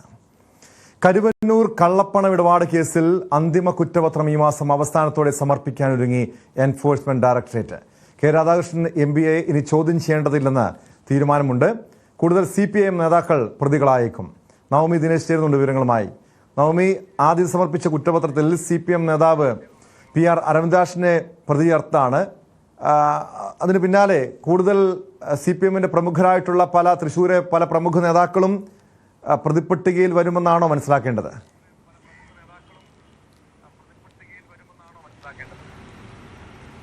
ടോം, അങ്ങനെ തന്നെ കണക്കാക്കാം. എന്തായാലും 8 മണിക്കൂർ നീണ്ട ചോദ്യം ചെയ്യലിനൊടുവിലായിരുന്നു കെ രാധാകൃഷ്ണൻ MPയെ ഇന്നലെ നിന്നും കെ രാധാകൃഷ്ണന്റെ മൊഴി അത് ED വിശ്വാസത്തിലെടുത്ത മട്ടാണ്. ഈ ബാങ്കിൽ ക്രമക്കേട് കെ രാധാകൃഷ്ണൻ അറിഞ്ഞിരുന്നില്ല എന്ന മൊഴി ഇന്നലെ കെ രാധാകൃഷ്ണൻ അത്തരത്തിലായിരുന്നു മൊഴി നൽകിയത്. അത്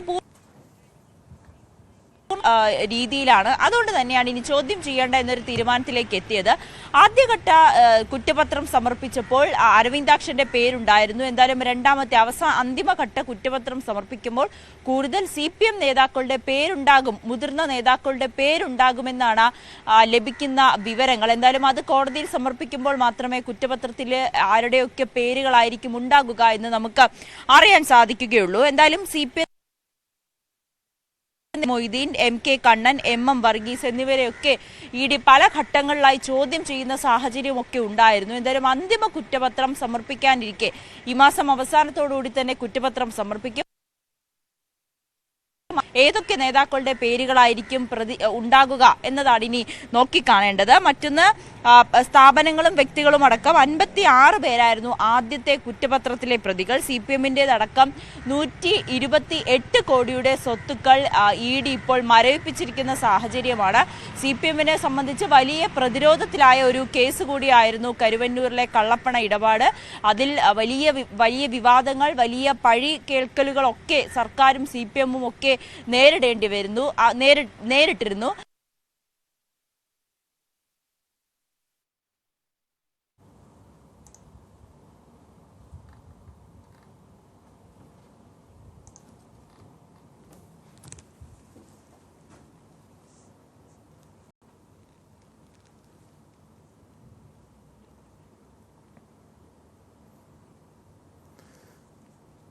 നവമി, അതായത് ആദ്യ കുറ്റപത്രത്തിൽ 56 പേരാണ് പ്രതികളായിട്ടുണ്ടായിരുന്നത്. CPMന്റെ അടക്കം 128 കോടിയുടെ സ്വത്തുക്കൾ ED കണ്ടുകെട്ടിയതുമാണ്. ഇനി കേസുമായി ബന്ധപ്പെട്ട് EDയുടെ തുടർ നീക്കങ്ങൾ, ഇനി കൂടുതൽ പേരെ ചോദ്യം ചെയ്യേണ്ടതില്ല എന്ന ഒരു നിഗമനത്തിലേക്ക് തന്നെയാണ് കാര്യങ്ങൾ നീങ്ങുന്നത്. അന്തിമ കുറ്റപത്രം ഉടൻ തന്നെ സമർപ്പിക്കും. മറ്റു നീക്കങ്ങൾ എന്തെങ്കിലും ഉണ്ടാകുമോ ഇഡിയുടെ ഭാഗത്ത് നിന്ന്? എന്തായാലും കുറ്റപത്രം സമർപ്പിക്കാനിരിക്കെയായിരുന്നു ഈ കെ രാധാകൃഷ്ണനെ ഇന്നലെ ചോദ്യം ചെയ്യാൻ വിളിപ്പിച്ചത്. അത് 8 മണിക്കൂർ നീണ്ട ചോദ്യം ചെയ്യലിനൊടുവിൽ കെ രാധാകൃഷ്ണനെ ഇനിയും ചോദ്യം ചെയ്യാൻ വിളിപ്പിക്കേണ്ട എന്ന് ഇഡി തീരുമാനിച്ചു. എന്തായാലും ഇനി കുറ്റപത്രത്തിൽ ആരൊക്കെയാണ് പ്രതി ചേർക്കുന്നത്, ഏതൊക്കെയാണ് നേതാക്കൾക്കെതിരെയാണ് ഇഡിക്ക് തെളിവ് കണ്ടെത്താൻ കഴിഞ്ഞത്, ഇതിലായിരിക്കും പ്രധാനമായും ഇനി കാത്തിരിക്കേണ്ടത്. എന്തായാലും കൂടുതൽ ആളുകളെ ഇനി ചോദ്യം ചെയ്യാൻ വിളിപ്പിക്കുന്ന സാഹചര്യം കുറവാണ്. എങ്കിൽ പോലും അവസാന ഘട്ടം എന്നോണം കുറ്റപത്രം സമർപ്പിക്കുന്നതിന് മുൻപ് മറ്റാരെയെങ്കിലും ചോദ്യം ചെയ്യാൻ ഇഡി തയ്യാറാകുമോ എന്നാണ് ഇനി നോക്കിക്കാണേണ്ടത്. ഈ ആദ്യത്തെ കുറ്റപത്രത്തിൽ വ്യക്തികളും സ്ഥാപനങ്ങളും അടക്കം 56 പേരായിരുന്നു ഉണ്ടായിരുന്നത്. അതിൽ CPM നേതാവായിട്ടുള്ള PR അരവിന്ദാക്ഷനെയും പ്രതി ചേർത്തിരുന്നു. ഇതിപ്പോൾ അവസാനഘട്ട കുറ്റപത്രം സമർപ്പിക്കുമ്പോൾ മറ്റ് നേതാക്കളുടെ പേരുണ്ടാകുമെന്നൊരു സൂചനയാണ് ലഭിക്കുന്നത്. അതിൽ മുതിർന്ന CPM നേതാക്കളായിട്ടുള്ള AC മൊയ്തീനും MK കണ്ണനും M വർഗീസും ഒക്കെ ചോദ്യം ചെയ്യൽ പല ഘട്ടങ്ങളിലായി ഇഡി ചോദ്യം ചെയ്ത സാഹചര്യത്തിൽ കൂടിയാണ് മുതിർന്ന CPM നേതാക്കളുടെ പേര് കൂടി ഇനി അന്തിമഘട്ട കുറ്റപത്രം സമർപ്പിക്കുമ്പോൾ അതിൽ പ്രതി ചേർക്കാനുള്ള ഒരു സാധ്യതയും കൂടി മുന്നിലുണ്ട്. എന്തായാലും കുറ്റപത്രം ഈ മാസം അവസാനത്തോടുകൂടി സമർപ്പിക്കും. അതിനുശേഷം മാത്രമേ നമുക്ക് കൂടുതൽ ഇതിൽ ആരൊക്കെയാണ് കൂടുതൽ പ്രതികളെന്ന് അറിയാൻ സാധിക്കുകയുള്ളൂ. കേട്ടോ, വ്യക്തമാണ്. നവമി ദിനേശാണ് വിവരങ്ങൾ നൽകിയത്. ഇപ്പോൾ വന്നൊരു പ്രധാനപ്പെട്ട വാർത്തയാണ് ഇനി പരിശോധിക്കുന്നത്. മാസപ്പടി കേസിൽ SFIO തുടർ നടപടികൾക്ക് തൽക്കാലം സ്റ്റേ ഇല്ല. സ്റ്റേ വേണമെന്ന CMRL ഹർജി ഡൽഹി ഹൈക്കോടതി പിന്നീട് പരിഗണിക്കാനായി മാറ്റിയിട്ടുണ്ട്. കിരൺ ബാബു ചേരുന്ന വിവരങ്ങളുമായി. കിരൺ, വിവരങ്ങൾ. മുഖ്യമന്ത്രിയുടെ മകൾ വീണ വിജയനും CMRLനും കനത്ത തിരിച്ചടിയാണ് നേരിട്ടിരിക്കുന്നത്. SFIOയുടെ അന്വേഷണത്തിൽ തുടർ നടപടികൾ പാടില്ലെന്നും അത് സ്റ്റേ ചെയ്യണം എന്നാവശ്യപ്പെട്ടുകൊണ്ടാണ് CMRL ഡൽഹി ഹൈക്കോടതിയെ സമീപിച്ചത്. നേരത്തെ സമീപിച്ചതായിരുന്നു. ഇന്ന് ആ കേസ് പരിഗണിക്കുമ്പോൾ കുറ്റപത്രം നേരത്തെ നൽകിയതുകൊണ്ട് സ്റ്റേ എങ്ങനെ നൽകാനാവും എന്നുള്ള ചോദ്യമാണ് പ്രധാനമായും കോടതി ഉന്നയിച്ചത്. അതോടൊപ്പം തന്നെ കേസ് പരിഗണിക്കുന്നത് മറ്റൊരു തീയതിയിലേക്ക് മാറ്റിയിട്ടുണ്ട്. ഈ മാസം 21-ലേക്കാണ് കേസ് മാറ്റിയിരിക്കുന്നത്. ഹർജിയും പുതിയ ബെഞ്ചിലേക്ക് മാറ്റിയിട്ടുണ്ട്. CMRLാണ് ഈ ഹർജി നേരത്തെ നൽകിയത്. ഏത് നടപടികൾ തെറ്റായ നടപടികളാണ്, അതുകൊണ്ട് തന്നെ ഈ നടപടികൾ പിൻവലിക്കണം, കേസ് പിൻവലിക്കണം എന്നാവശ്യപ്പെട്ടുകൊണ്ടാണ് ഹൈക്കോടതിയിൽ ഹർജി നൽകിയത്. ഇന്ന് ആ ഹർജിയാണ് ഇപ്പോൾ മാറ്റിവെച്ചിരിക്കുന്നത്. സ്റ്റേ അനുവദിക്കാൻ സ്റ്റേ വേണം എന്നുള്ള ആവശ്യം കോടതി തൽക്കാലം അംഗീകരിക്കാതിരിക്കുകയും ചെയ്യുന്നത്.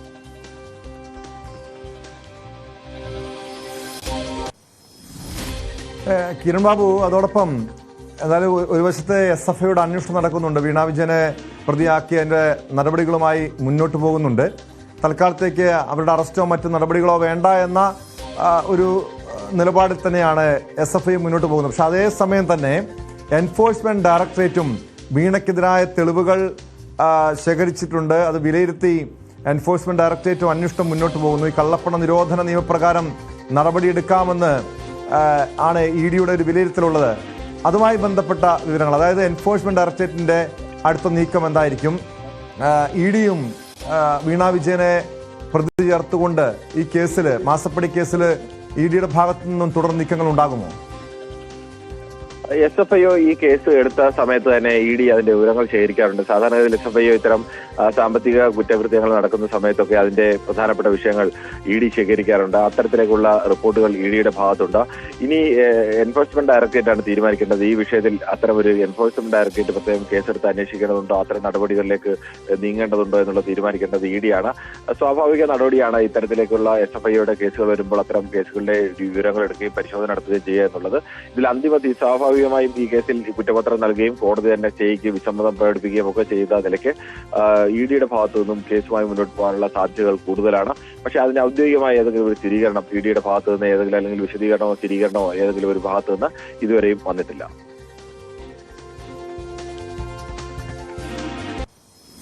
വ്യക്തമാണ്. കിരൺ ബാബുവാണ് വിവരങ്ങൾ നൽകിയത്. മാസപ്പടി കേസിൽ SFIO തുടർ നടപടികൾക്ക് തൽക്കാലം സ്റ്റേ ഇല്ല. വീണ വിജയൻ ഉൾപ്പെടെയുള്ളവർക്ക് CMRLനും കനത്ത തിരിച്ചടിയാണിത്. സ്റ്റേ വേണമെന്ന CMRL ഹർജിയാണ് ഡൽഹി ഹൈക്കോടതി പിന്നീട് പരിഗണിക്കാനായി മാറ്റിയിരിക്കുന്നത്. സ്പോട്ട് ലൈവ് പൂർണ്ണമാകുന്നു. നമസ്കാരം.